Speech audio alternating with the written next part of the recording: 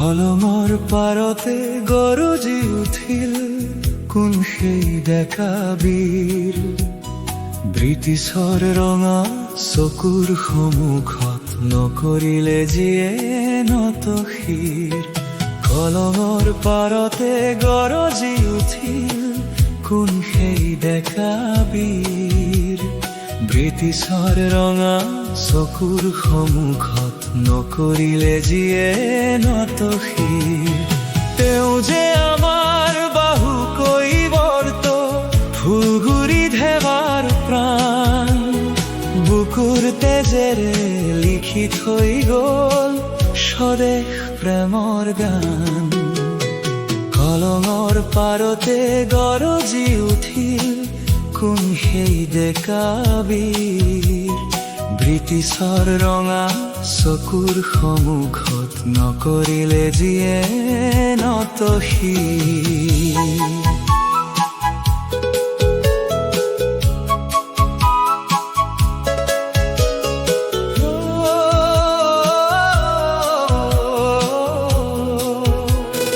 কানি খেতিৰ অন্যায় কৰ তামোল পাণৰ খাজানা। শোষণৰ বিৰুদ্ধে বাজি উঠিল কৃষকৰ ৰণ দম্বৰু বাজনা। লাঠি খান্দা হাতত তুলি লৈ আগবাঢ়ি গ'ল সেই বীৰ। বুকুৰ সাহেৰে কঁপাই তুলিলে শাসনৰ অত্যাচাৰী প্ৰাচীৰ। তেওঁ যে আমাৰ বাহু কৈৱৰ্ত ফুলগুৰি ধেৱাৰ প্ৰাণ। বুকুৰ তেজেৰে লিখি থৈ গ'ল স্বদেশ প্ৰেমৰ গান।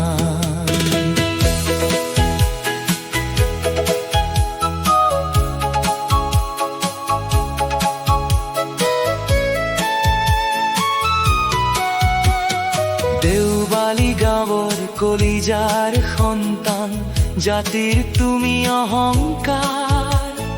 কৈৱৰ্ত কুলৰ তুমি মহাবীৰ মুক্তি কৰিলা সাকাৰ।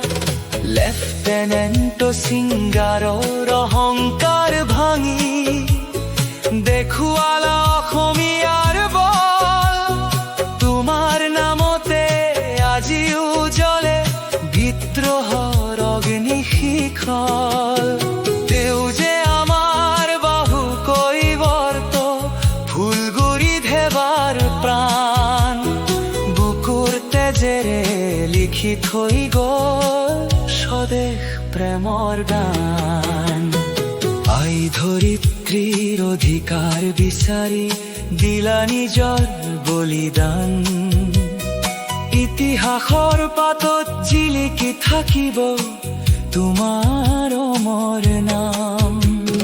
প্ৰণাম তোমাক হে বীৰ বাহু, তুমি আমাৰ চেতনাৰ জ্যোতি।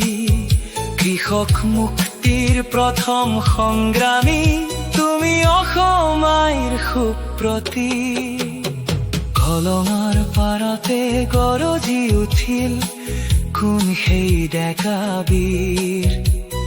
ব্ৰিটিছৰ ৰঙা চকুৰ সন্মুখত নকৰিলে যিয়ে নত শিৰ।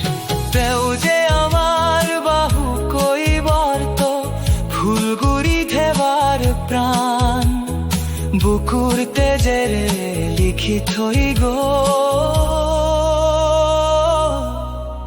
স্বদেশ প্ৰেমৰ গান।